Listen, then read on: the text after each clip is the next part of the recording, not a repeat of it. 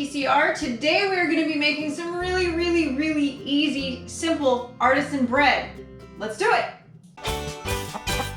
All right, who doesn't love bread, right? We love our carbs, but I hate waiting for it. And when I have the time or whatever, you know, make the fancy bread where you let it sit overnight and you do all the rising and the punching it down and the rising and the punching it down and whatever, and it seems endless, and like 3 weeks later, you finally have bread.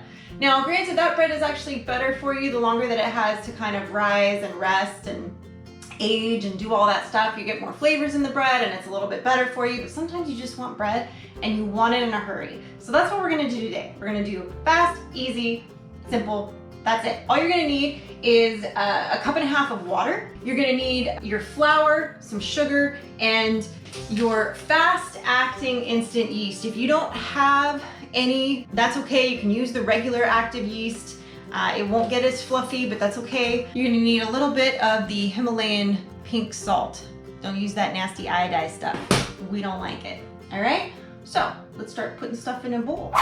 So the first thing I'm gonna do is grab my 3 cups of flour. Oh, I'm gonna try not to whack myself. Uno, dos. So. Okay, I'm gonna take a half a teaspoon of salt and a tablespoon of sugar. I'm gonna add in my packet of yeast.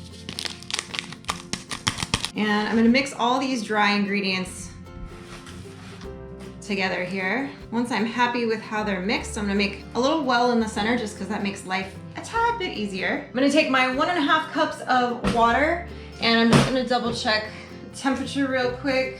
You just don't want it too hot. Yeah, it's good, it's about 120. You don't want it any hotter than 130 because you'll freak your yeast out. So we're gonna just pour this right into the middle here. And I'm just gonna go ahead and stir this all together until it's really well combined. Now keep in mind too, you're gonna wanna have a little extra flour on the side here for later. So now I'm just gonna cover this nice and nice. Some people use saran wrap. I like to use a towel. Sometimes if I'm really in a hurry, I will stick a bowl of warm water in the oven underneath the bread and put the towel over it to really kind of help the rising process a little bit. We're gonna go ahead and just cover this and let it sit for about an hour. About 3/4 of the way through, you're gonna wanna go ahead and preheat your oven to about 450 degrees with your Dutch oven sitting in the oven, because you're gonna preheat your Dutch oven that we're gonna be cooking this in. So you don't want to put this in cold with the bread cold. It's gonna take forever to cook. So you're gonna wanna make sure that you preheat this with your oven, and if you want, I mean, you could stick it in the entire time in case you're like me and think you might forget. So I usually just, when I preheat my oven, I just go ahead and stick it in. It just makes life a little bit easier. It's been about an hour and my bread has about doubled in size here, as you can see. It's looking pretty good. So I just pulled this out of the oven. My Dutch oven is nice and hot right now. My oven is ready to go. It's just waiting for the bread. So I'm gonna take my parchment paper here. I'm gonna take just a little bit of flour. Put this off to the side for just a second. I'm gonna use this surface just to get it out of the bowl and just turn it a little bit. I'm just gonna kind of fold it in on itself a little bit here. That's how you get that kind of artisanal bread with that little bit of like dusting of flour on it. And again, I'm not kneading it, I'm just kind of turning it into a ball on itself here and kind of getting some of those little air bubbles out. I'm just gonna flip it over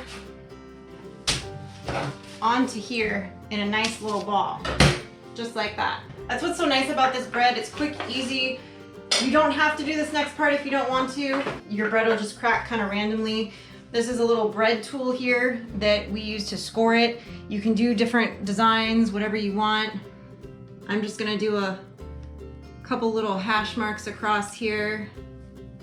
Old school, traditional, like that. I'm gonna use this as a little bit of a basket here. Actually, I got this a little off center. Shove it in a little bit more. Just gonna shove it in just a little bit. Just gonna scooch it. Look at that, you can see the steam coming out of there. It's hot. We're gonna use this to just basket our bread right on in, like that. Now it's ready for the lid and to go back in the oven. There we go, right there. Now we wait 30 minutes. So I baked it for 30 minutes with the cover on in the parchment paper, and I just felt like it needed a little bit longer just to kind of get that crust on it. So what I did was I took the lid off and I baked it for about 7 more minutes just to kind of get that wonderful crusty edge, and it's piping hot, so I'm just gonna go ahead and let it rest on a rack. But look at that. It smells amazing. I wish you guys could scratch your screens right now and take a big whiff because it smells really, really good. This was a simple, just a few ingredients. It was just yeast, water, flour, and a little bit of sugar and salt. Super, super easy to put together. No kneading, you basically just dump it and go. This is a quick, easy bread to do, guys, when you decide you want bread right now. Happy baking, guys. Don't forget to like the video, subscribe to the channel, and click the bell so you get the notifications.